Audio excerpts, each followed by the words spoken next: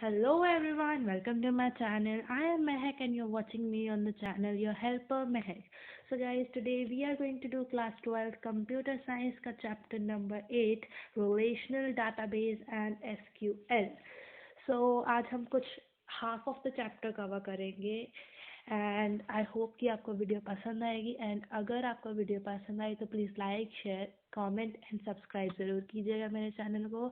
ये मेरे कुछ हैंडमेड नोट्स हैं जिनसे मैं आपको आज ये चैप्टर जो है डिटेल में करवाऊंगी। So let's get started. So पहले बात करते हैं रिलेशनल डाटाबेस। जो वर्ड है हमारा database, what that mean. Database क्या होता क्या है डाटाबेस, पहले हम ये बात करते हैं। जब हमें कोई लार्ज अमाउंट ऑफ डाटा चाहिए जिसको हमें प्रोसेस करना है या इसको हैंडल करना है, ठीक है, तो उस डाटा को हैंडल करने के लिए, उसको प्रॉपरली अरेंज करने के लिए टेबल्स की फॉर्म में हमें डाटाबेस की ज़रूरत पड़ती है, ठीक है।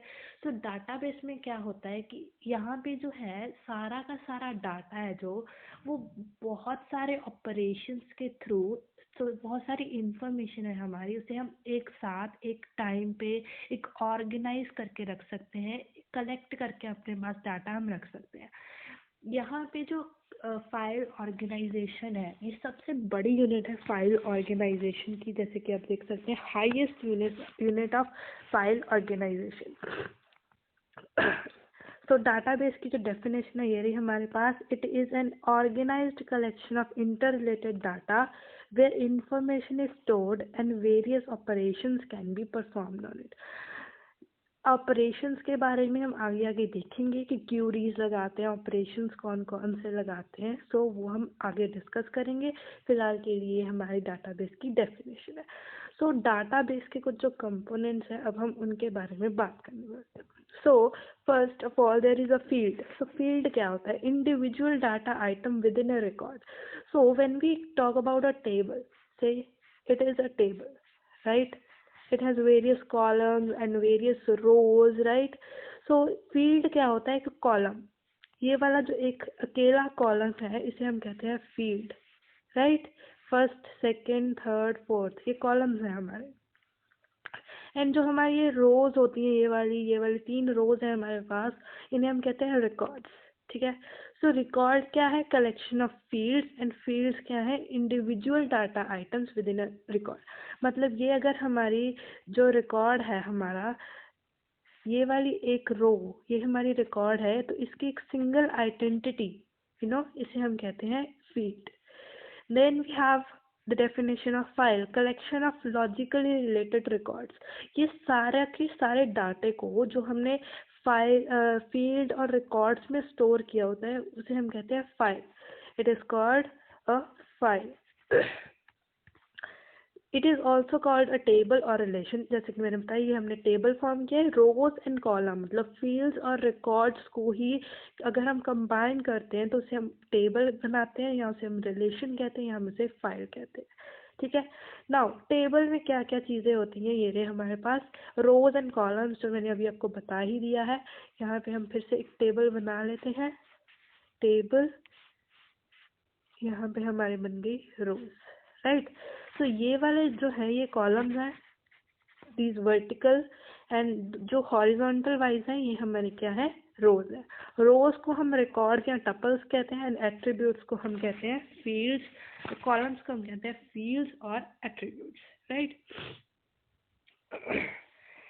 Then we have DBMS. So what is DBMS first of all? So DBMS is the full form of DBMS is Database Management System. मतलब जो अभी हमने फाइल बनाई, रिलेशन बनाया, टेबल बनाया, उसमें सारी इंफॉर्मेशन स्टोर की, उससे को स्टोर, जो डाटाबेस हमारा एक रेडी हो गया। सो जो डाटाबेस है उसको, जो मतलब एक ही डाटाबेस तो हम नहीं बना रहे हैं। हर एक स्टूडेंट अगर एक कंप्यूटर में एक एक डाटाबेस बनाएगा तो बहुत सारे डाटाबेस हो जाएंगे, राइट? डाटाबेस बन जाएंगे हमारे पास। तो उन डाटाबेसेस को मैनेज करने के लिए जो सिस्टम है उसे हम कहते हैं DBMS, which is called database management system. ये एक स्पेशली डिज़ाइंड एप्लीकेशन है जो यूज़र्स को कनेक्ट करता है विद द प्रोग्राम एंड जो हमने डाटा स्टोर किया होता है उसके साथ हमें कनेक्ट करता है। जो मेन पर्पस है डीबीएमएस का वो है कि वो हमें यूज़र्स हैं जो हम उनको डीबीएम डाटाबेस क्रिएट करने की हेल्प करता है, मॉडिफाई मतलब उसमें कुछ आपको अपडेट करना है उसमें हेल्प करता है, एंड कंट्रोल करता है डाटाबेस को। ठीक है। There are specially designed applications that connect the user and program and store data in an organized manner. ये हमें कंट्रोल करने के लिए, क्रिएट करने के लिए एंड मॉडिफाई करने के लिए डाटाबेस को अलाउ करता है।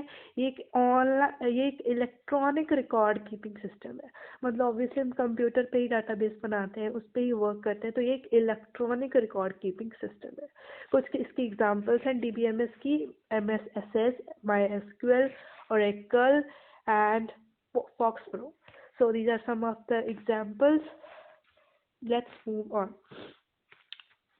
उसके बाद हमारे पास है कि हमें नीड क्यों पड़ी डीबीएमएस की।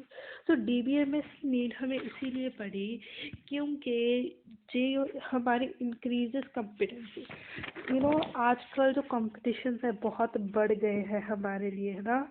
तो बहुत सारा डाटा हमें स्टोर करके रखना पड़ता है। हर बार एक अगर अलग अलग टेबल बनाएंगे उसमें टाइम भी वेस्ट होगा, कॉम्पिटेंसी भी जो है वो हमारा टाइम वेस्ट होगा।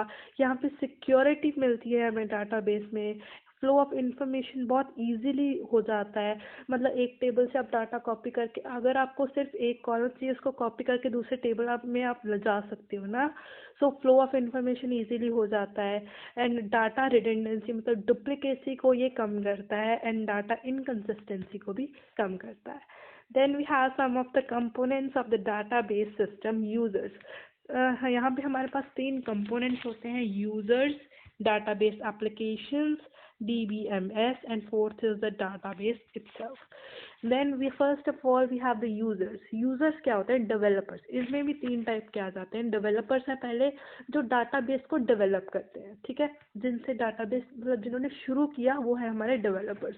उसके बाद है एडमिनिस्ट्रेटर्स जो इसकी मेंटेनेंस के लिए एंड रेगुलर अपडेट करते रहते हैं, इसको इसमें मॉडिफिकेशंस लाते रहते हैं, है ना, वो होते हैं एडमिनिस्ट्रेटर्स। एंड यूजर्स यानी कि हम जो इसमें मेजर टास्क परफॉर्म करते हैं, क्यूरी प्रोसेसिंग करते हैं, वो होते हैं एंड यूजर्स।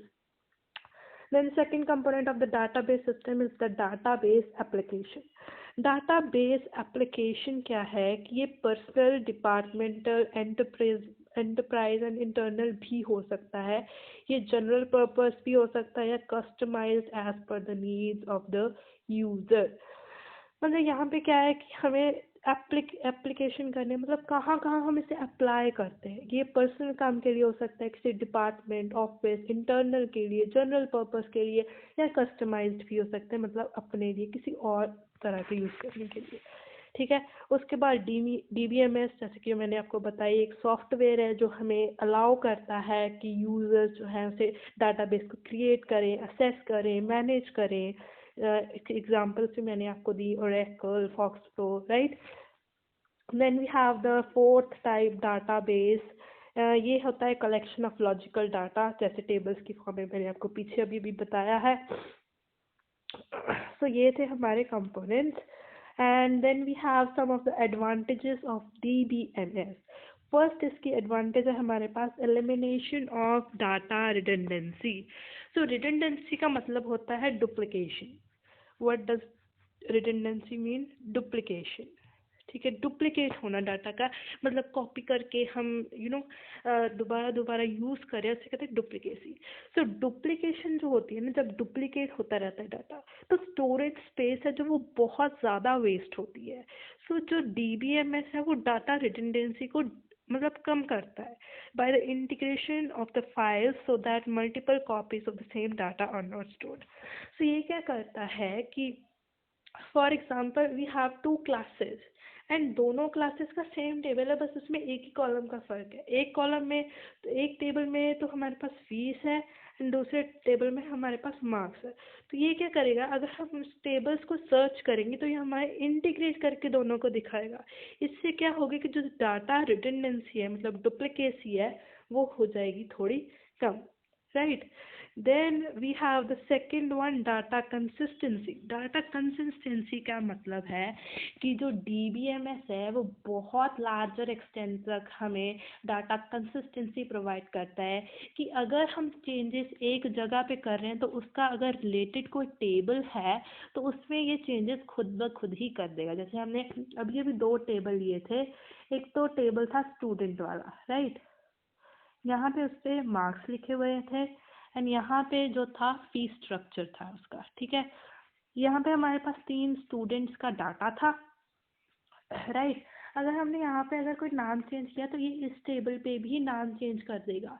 एक तो यहाँ से हमारी क्या हेल्प होगी कि डाटा डुप्लीकेसी मतलब रिडंडेंसी कम हो गई एंड डाटा की कंसिस्टेंसी भी बढ़ गई, राइट। देन थर्ड है हमारे पास sharing of data by using D.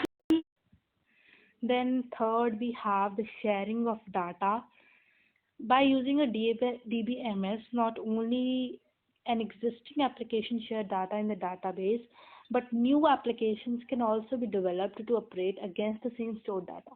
मतलब एक कंप्यूटर पर हम अगर हम वर्क कर रहे हैं एंड हम ऐसा नहीं कि एक ही जो एग्जिस्ट कर रही है एप्लीकेशन हम उस पर ही डाटा शेयर कर सकते हैं। अगर हम कोई न्यू एप्लीकेशन इंस्टॉल करते हैं तो उस पर भी हम ये DBMS का डाटा शेयर कर सकते हैं। तो ये शेयरिंग ऑफ डाटा को भी हेल्प करता है। Then the fourth property we have the reduced programming effort. So अगर हमारे जो डाटाबेस है डाटा शेयर कर सकते हैं अगर हम उससे, तो उससे क्या होगा कि हम कॉपी पेस्ट करके डाटा हर एक एप्लीकेशन से स्टोर कर लेंगे एंड अगर हमें कोई मॉडिफिकेशंस करनी है, एडिशन करनी है, कुछ उसमें डिलीशन करना है डाटा का, तो इजीली हम किसी भी जगह पे वो कर सकते हैं एंड सभी जगह पे वो सेव हो जाएगा। इसीलिए प्रोग्रामर का जो टाइम है वो भी काफ़ी हद तक सेव हो जाएगा। Then we have the improved data integrity. So improved data integrity का मतलब है कि जो data integrity है उसका मतलब है कि validated consistencies of the stored data.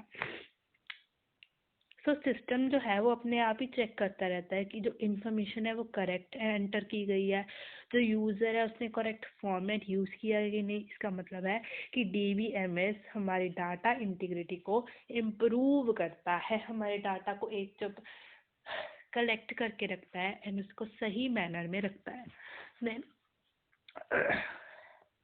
Then we have the privacy and security, as we have already discussed this point, कि प्रोटेक्शन रहती है डाटा की। अगर कोई अनऑथराइज्ड पर्सन है तो उसको डाटा शो नहीं किया जाता है क्योंकि सेंट्रलाइज्ड कंट्रोल होता है, तो इसीलिए डाटा जो है वो प्रोटेक्टेड होता है। ये इकोनॉमिकल है, मतलब इसकी कॉस्ट है जो वो कम है, combining all the organizational operational data into one database. अगर हम सारे ऑर्गेनाइजेशंस का जो डाटा है वो एक ही डाटाबेस में स्टोर कर लेंगे तो उससे हमारी जो प्रोसेसिंग की कॉस्ट है वो भी कम हो जाएगी एंड जो मेंटेनेंस का कॉस्ट है वो भी हमारे कम हो जाता है। Then we have improved backup and recovery systems. मतलब आजकल तो रिकवरी सिस्टम जो है हर चीज़ में ही है। तो अगर हमारा कुछ भी जो डाटा है वो डिलीट हो रहा है, तो अगर हम उसे बैकअप करना चाहते हैं तो हम उसे बैकअप कर सकते हैं। So next topic we have the data models. What are data models? Let's start with it. So data model क्या होता है कि जब it is an integrated collection of conceptual tools that can be used to describe the structure of database along with the appropriate data types, relationships and constraints. मतलब क्या है कि जो हम डाटा स्टोर करते हैं वो किस फॉर्म में है, कौन सी डाटा टाइप्स यूज़ कर रहे हैं, उसका किसके साथ क्या रिलेशन है, क्या उस पर ऑपरेशंस परफॉर्म हो रहे हैं, वो हम सब जो है डाटाबेस की मदद से जान सकते हैं। तो डाटा मॉडल्स की कुछ टाइप्स हैं जो कि है पहला object based, record based and physical. हमारे सिलेबस में सिर्फ रिकॉर्ड बेस्ड है, रिकॉर्ड बेस्ड की भी सिर्फ एक टाइप है हमारे पास जो कि है रिलेशनल, बट हम हिरार्किकल एंड नेटवर्क को भी थोड़ा स्टडी करेंगे बिकॉज कई बार जो है इनमें डिफरेंसेस पूछे जा सकते हैं एंड सिमिलरली बहुत इजी भी है एज कम्पेयर टू रिलेशनल। सो इनको स्टडी करने में हमारा कुछ जाएगा नहीं तो हम कर लेते हैं। Right. So first of all hierarchical में क्या होता है, हिरार्की जैसे हम कहते हैं कि हमारे फादर है, उनके 2 बेटे थे, ठीक है। सो इनमें हिरार्किकल कैरेक्टरिस्टिक्स पास हुए, अगर उनके भी 2 आगे बच्चे हैं तो उनमें उनके हिरार्किकल स्ट्रक्चर्स पास होंगे, राइट। सो ऐसे ऐसे करके यहाँ पे एक ट्री शेप का स्ट्रक्चर जो है बन जाता है, यहाँ पे लिखा हुआ है ट्री स्ट्रक्चर होते हैं, राइट। सो इसमें क्या होता है कि यहाँ पे जो हिरार्कियल मॉडल में रिकॉर्ड्स को ट्रीज की फॉर्म में रखा जाता है, जहाँ पे hierarchical model represents a hierarchy of parent and child data segments, ठीक है। इसकी कुछ ना कुछ एडवांटेजेस हैं, यहाँ पे क्या है 1 to many रिलेशन काम आता है। मतलब अगर यहाँ पे एक स्टूडेंट का डाटा है तो यहाँ पे लाइब्रेरी में भी उसका डाटा होगा, राइट। उसका फीस वाले रिकॉर्ड में भी डाटा होगा, एग्ज़ाम वाले रिकॉर्ड में भी डाटा होगा। मतलब क्या है एक ही स्टूडेंट का रिलेशन 3 जगहों पर है। सो ये 1 to many रिलेशन है, सॉरी, राइट। सो यहाँ पे क्या है 1 to many रिलेशन है हमारे पास। Then we have the simpler, it is very simple because obviously tree system में काफ़ी easy रहता है, promote data sharing, data share कर सकते हैं, डाटा इंटीग्रिटी को प्रमोट करता है, बहुत ही ज़्यादा efficient है। Then we have some of the limitations, inflexible for non-hierarchical relations, मतलब जिस रिलेशन में कई बार हिरार्की नहीं बन सकती होती है उसके लिए ये काफ़ी इनफ्लेक्सिबल है, काफ़ी कॉम्प्लेक्स हो जाता है, बिकॉज आगे आगे जाके पहले तो सिर्फ एक था बट आगे जाके it keeps on dividing, so ये बहुत लार्ज बन जाता है। यहाँ पे जो मेमोरी स्पेस है because it is expanding day by day, so यहाँ पे मेमोरी स्पेस ज़्यादा लग जाती है एंड रूट नोड पे डिपेंडेंसी बहुत होती है। मतलब अगर पेरेंट नोड नहीं होगी, सबसे ऊपर वाला हिस्सा नहीं होगा तो बाकी सारे जो है वो भी डिलीट हो सकते हैं। Changes in the structure require changes in all applications, and अगर ये मोड हम यूज़ कर रहे हैं हिरार्चिकल मेथड, देन क्या है कि अगर हमें एक जगह पे चेंज किया तो वो अपने आप चेंज नहीं होगा, हमें उसके हर जगह पर चेंज करना पड़ेगा, right? So some of the example is system 2000 is one of the example, and IBMS and IMS, these are also the examples of hierarchical database model, right? Next we have the network model. Network model में क्या है, सो मैं एक example आपको hierarchical दिखाती हूँ। ये देखिए यहाँ पे स्टूडेंट और यहाँ पे आप पेरेंट भी कह सकते हैं, ठीक है। ये यहाँ पे पेरेंट नोड है बिकॉज स्टूडेंट का डाटा है ना, ये roll number, name and address, ठीक है। उसके बाद लाइब्रेरी में डाटा है उसका roll number, ticket number and book issued, right. Exam वाले में डाटा है roll number, first term, half yearly and annual. Similarly tuition fees का है roll number, tuition fee and total fees, right. ये है हिरार्की मॉडल, मतलब एक ही student का डाटा कई जगहों पर है, ठीक है। ये उसकी पेरेंट नोड हो गई है एंड ये उसके जो है सब पार्ट्स हो गए हैं, right. Then we have the second kind that is the network model. These are directed graphs, मतलब एक दूसरे पे इसकी डिपेंडेंसी होती है। यहाँ इसकी एक एडवांटेज है कि मैनी टू मैनी होता है एंड इस पे एक से ज़्यादा रिलेशनशिप भी आप हैंडल कर सकते हो।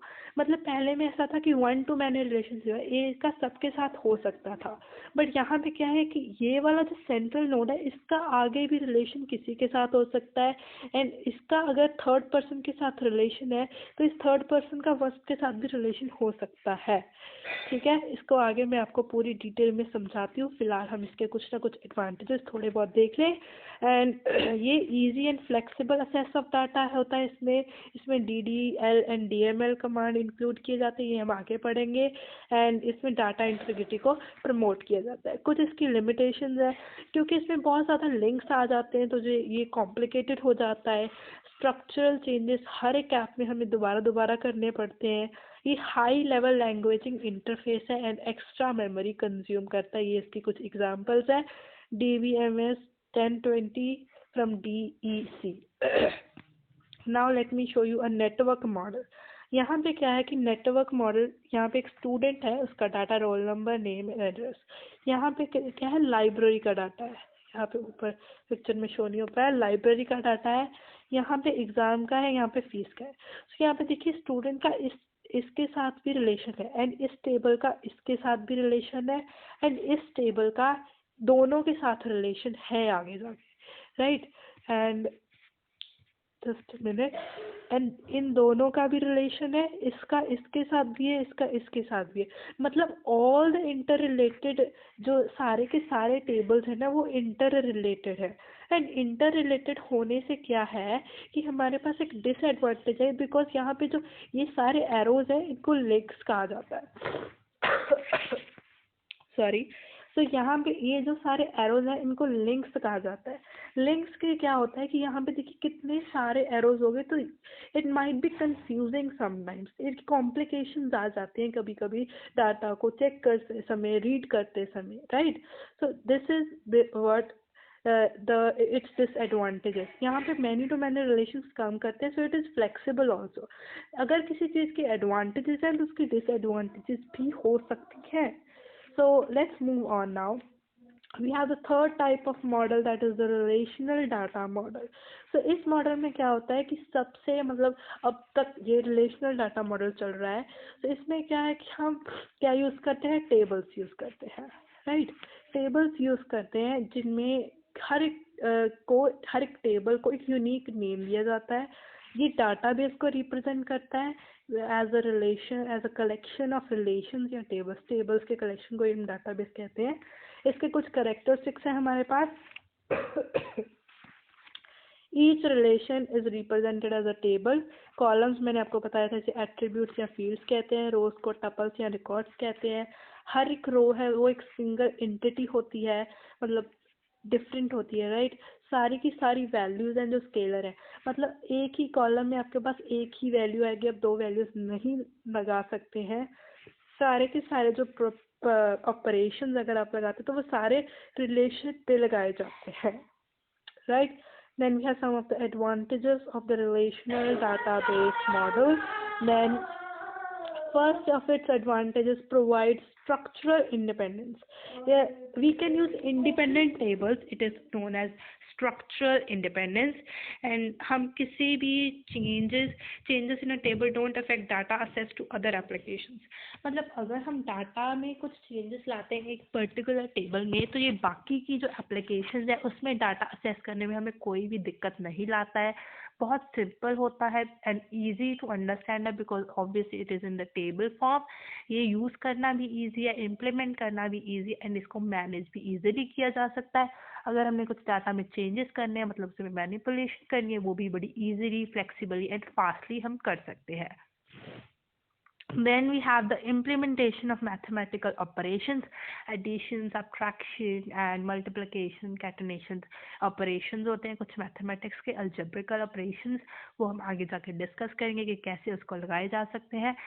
सो ये भी RDMS पर लगाए जा सकते हैं। इसकी कुछ लिमिटेशन, जैसे मैंने कहा कि हर एक डाटा मॉडल की अगर एडवांटेजेस हैं तो कुछ ना कुछ डिसएडवांटेजेस भी होती हैं, इसकी भी है। चलिए देखते हैं। सो डाटाबेस का जो साइज़ है बहुत बड़ा हो जाता है, बिकॉज काफ़ी सारे डाटाबेस को ये RDBMS स्टोर करता है, सो बहुत लार्ज हो जाता है। एंड जो हार्डवेयर एंड सिस्टम का सॉफ्टवेयर है वो ओवरहेड, मतलब कुछ ना कुछ प्रॉब्लम्स आ जाती हैं, and these were the limitations. Then we have the relational database. It is a type of database that stores and provides access to data points that are related to one another. मतलब database है, इसमें relational database में क्या है, tables हैं, उसको हम assess कर सकते हैं जो एक दूसरे के साथ रिलेटेड है। ये रिलेशनल डाटा मॉडल पे ही बेस्ड है। इसके कुछ बेसिक टर्म है। RDBMS का मतलब है relational database management system. Sorry. Then we have the first term, entity. ये कुछ है कि जिसमें कोई ना कोई वैल्यू एग्जिस्ट करती हो, जिसकी कुछ डिस्टिंक्ट डिफाइन किया जा सके, कुछ वैल्यू स्टोर की जा सके। मतलब अगर हमारे पास एक टेबल है, कॉलम, यहाँ पे एक एंटिटी है, उसमें कुछ वैल्यू स्टोर्ड है, right. We have the second thing, attribute, जिसे हम कॉलम्स कहते हैं, टपल्स को रोज कहते हैं। कोऑर्डिनलिटी ऑफ रिलेशंस का मतलब है नंबर ऑफ रिकॉर्ड्स और नंबर ऑफ रोज। ये देखिए नीचे जो एक टेबल दिया गया है उसमें नंबर ऑफ रोज कितनी है, देखिए 1 2 3 4। एक्चुअली मैंने पूरा टेबल नहीं बनाया है, 10 तक उसमें रोल नंबर है, मतलब 10 रोज है उसमें, नंबर ऑफ रिकॉर्ड्स कितने होंगे हमारे पास 10 and degree of the relation is called number of columns. Columns कितने हैं 1 2 3 एंड 4. सो डिग्री आ गई 4 एंड कार्डिनलिटी आ गई 10. Then we have the domain of the relation, kind of data represented by the attribute. मतलब कैसा कैसा जो data है वो रिप्रेजेंट किया जा रहा है by the column, by the या एट्रीब्यूट और कॉलम. जैसे कि जेंडर में आप देखिए सिर्फ 2 ही हो सकते हैं, या तो मेल या फीमेल. ये है उसकी domain, right. Then we have the most important things, database keys. So database keys क्या है, इसका हमारे पास क्या फ़ायदा है ये हम देखते हैं. यहाँ पे हमारे पास क्या है कि जो database key है that allows us to identify an attribute on the basis of which a table is identified. मतलब यहाँ पे क्या है कि एक कॉलम को आइडेंटिफाई करने के लिए मतलब क्या हो सकता है, एक रफ आइडिया लगाने के लिए हम डाटाबेस कीज को यूज़ करते हैं. They are used to establish a relation among 2 or more tables. 2 या 2 से ज़्यादा टेबल्स में कुछ रिलेशन एस्टैब्लिश करने के लिए हम इसे यूज़ करते हैं. ठीक है. सो यहाँ पे हमारे पास कुछ टाइप्स की कीज़ होती हैं, उसे हम देखते हैं. सो फर्स्ट टाइप की हमारे पास है प्राइमरी की. सो प्राइमरी की क्या होता है कि set of 1 or more fields which uniquely identifies a row in a table. मतलब सारे टेबल का एक जो यूनिकली आइडेंटिफाइड रो होती है ना, उसे हम कहते हैं प्राइमरी की. इसके कुछ फीचर्स होते हैं, एक ही टेबल में सिर्फ एक ही होती है, डुप्लीकेट वैल्यूज इसमें नहीं होते हैं, इसको रीडिक्लेयर मतलब इसकी वैल्यू चेंज नहीं की जा सकती, एंड इसको नल नहीं छोड़ा जा सकता, एम्प्टी नहीं छोड़ा जा सकता. डिफरेंट फॉर एवरी टेबल, हर एक टेबल में डिफरेंट होती है प्राइमरी की. यहाँ पे हम देखते हैं कि हमारे पास ये टेबल है 2, राइट.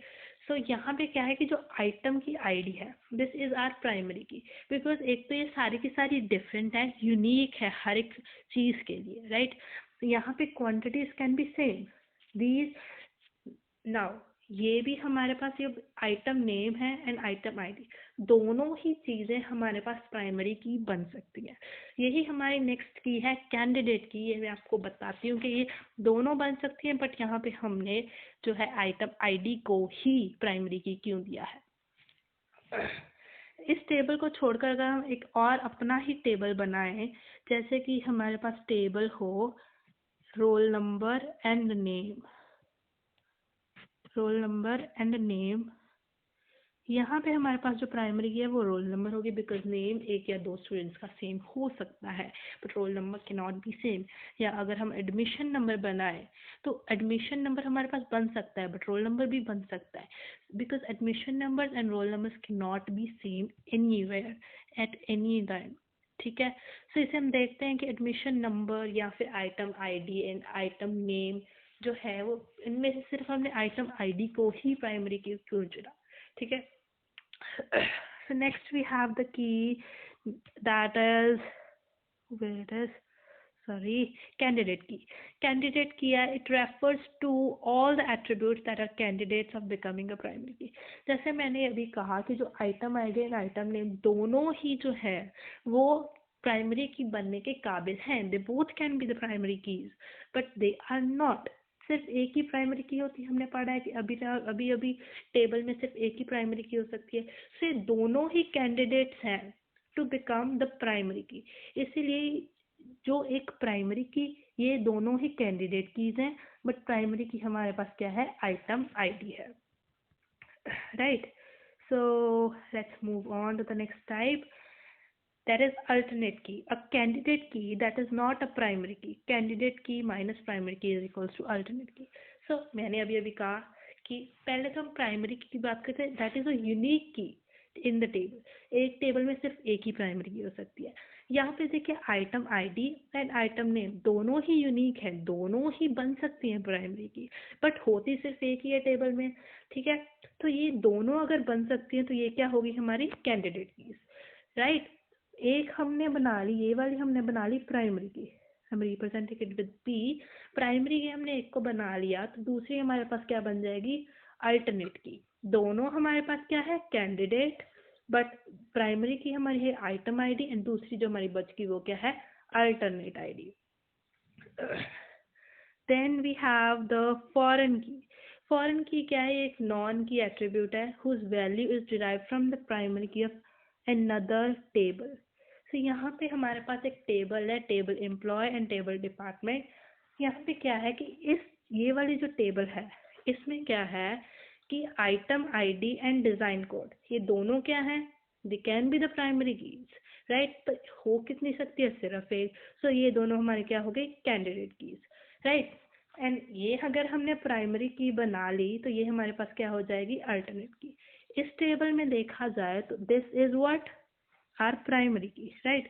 सो इस टेबल में ये दोनों जो है, design code and design code both are same. इस टेबल में ये अल्टरनेट की है एंड इस टेबल में ये प्राइमरी की। सो दूसरे टेबल की, एक सेकेंड टेबल की प्राइमरी की जब इस टेबल में किसी और टेबल में यूज हो एज एन अल्टरनेट या कोई भी और की, तो उसे हम कहते हैं फॉरेन की। यहाँ पे प्राइमरी थी बट यहाँ आगे ये फॉरेन की बन गई है, राइट। यहाँ पे हमारे पास क्या बन गई है, ये फॉरेन की। Now, the last topic of our video, that is SQL. It is a structured query language. ये क्या है, डाटाबेसेस को असेस करने के लिए, उसमें अपडेशन, मॉडिफिकेशन या मैनिपुलेशन करने के लिए यूज़ की जाती एक स्टैंडर्ड लैंग्वेज है। इसको किसने डेवलप किया था, Donald D Chamberlin and Raymond F Boyce at IBM in 1970। एक 4th जनरेशन लैंग्वेज है, ठीक है। इसके कुछ फीचर्स हैं हमारे पास। ये इससे हम रिट्रीव कर सकते हैं डाटा को, उसको मॉडिफाई कर सकते हैं एक एग्जिस्टिंग डाटाबेस में। इसमें इंसर्ट या अपडेट कर सकते हैं रिकॉर्ड्स को। कुछ न्यू जो है हमारे पास न्यू टेबल्स को क्रिएट कर सकते हैं या एक न्यू डाटाबेस को भी क्रिएट कर सकते हैं। मॉडिफाई कर सकते हैं हम सिक्योरिटी सेटिंग्स को अगर हमारे सिस्टम की है। Then we have some of the advantages of the structured query language. ये बहुत easy है यूज़ करनी। large volumes of databases can be handled very easily. कोई भी कोडिंग नहीं चाहिए होती। कोई भी हाई लेवल लैंग्वेज के साथ हम इसे लिंक कर सकते हैं। वेरी पोर्टेबल है एंड केस इनसेंसिटिव है। मतलब अगर आप छोटे लेटर लिखना चाहो और बड़े लेटर लिखना चाहो तो you can write. And if you are like table name is student, ठीक है, आपने सेव तो सिर्फ छोटे अल्फ़ाबेट्स में किया था, but now when you are modifying it and you are writing it in capital, तो ये उससे कोई फ़र्क नहीं पड़ेगा, ये आपको यही वाला टेबल जो आपने सेव किया था वो उसके खोल देगा। Then we have some of the SQL statements. SQL statements क्या होती है, एक टाइप की इंस्ट्रक्शंस होती हैं जो हम मॉडिफिकेशन या मैनिपुलेशन ऑफ डाटा के लिए डाटाबेस को देते हैं, उन्हें हम कहते हैं SQL statements. SQL statements are of 4 types: DDL, DML, DCL and TCL. So DDL क्या होता है, डाटा डेफिनेशन लैंग्वेज। इसके भी आगे जाके 3 commands and drop, create and alter. And data DML is data manipulation language. इसमें है select, insert, update and delete. Data control language and transaction control language हमारे सिलेबस में नहीं है, तो हम ये दो जो है DDL एंड DML कमांड्स हैं या स्टेटमेंट्स है SQL जिसे हम स्टडी करते हैं। First we have the DDL command. So DDL command है, पहले इसमें कमांड है क्रिएट डाटाबेस, इससे क्या होगी, डाटाबेस क्रिएट हो जाएगा। यूज़ कमांड है, किसी एग्जिस्टिंग डाटाबेस को सिलेक्ट करके ओपन करने के लिए यूज़ की जाती है। क्रिएट टेबल है, जो न्यू टेबल्स को क्रिएट करने के लिए यूज़ की जाती है। अल्टर है, किसी स्ट्रक्चर, टेबल के स्ट्रक्चर को मॉडिफाई करने के लिए यूज़ की जाती है। ड्रॉप टेबल कमांड टेबल्स को डिलीट करने के लिए यूज़ की जाती है। DDL command lets us define the database structure and its related operations. Then we have the DML. ये हेल्प करती है यूज़र को ताकि हम डाटा को असेस कर सकें एंड मैनिपुलेट कर सकें। DDL में है सिर्फ हम जो है डेफिनेशन मतलब स्ट्रक्चर को चेंज कर सकते हैं, बट यहाँ पे है कि हम डाटा को मैनिपुलेट कर सकते हैं। मैनिपुलेट मतलब चेंज कर सकते हैं, ठीक है। ये एग्जीक्यूट की जाती है in the form of queries. DML की कुछ कमांड्स है जैसे कि सिलेक्ट, ताकि ये कुछ ना कुछ इन्फॉर्मेशन अगर हमें रिजल्ट और आउटपुट के तौर पे चाहिए तो हम सिलेक्ट स्टेटमेंट यूज़ करते हैं। इंसर्ट इनटू हम नया डाटा इंसर्ट करने के लिए करते हैं। अपडेट स्टेटमेंट को हम डाटा में चेंजेस लाने के लिए यूज़ करते हैं। डिलीट डाटा करने के लिए, अगर हमें डाटा डिलीट करने टेबल में से, तो हम डिलीट कमांड का यूज़ करते हैं। all the operations will only be done on tuples. ये सारे के सारे जो operations हैं ना ये वाले, ये सिर्फ rows पे काम की करते हैं, कोई भी जो है columns पे काम नहीं करता है. Then we have a difference between DDL and DML command. पहला क्या है, इसकी जो है full form है data definition language and data manipulation language. Then we have this command allow us to perform tasks related to data definition, मतलब structure changes के लिए यहाँ पे हम manipulate कर सकते हैं data को. इसकी कुछ example है create, alter, drop, मतलब इसकी you know सम कमांड्स हैं. इसमें अपडेट, डिलीट, सेलेक्ट लिख दी. DDL में है, इसको फर्दर क्लासीफाई हम नहीं कर सकते हैं, बट DML है, ये फर्दर भी क्लासीफाइड होता है in procedural DML and non procedural DML. So this was for today's, and I hope you enjoyed the video and learned something from it. So if you did, please like, share, comment and subscribe to my channel. And if you have any queries related to any topic in the video, please tell me in the comment section. I'll definitely reply to your comment. Thank you so much for watching.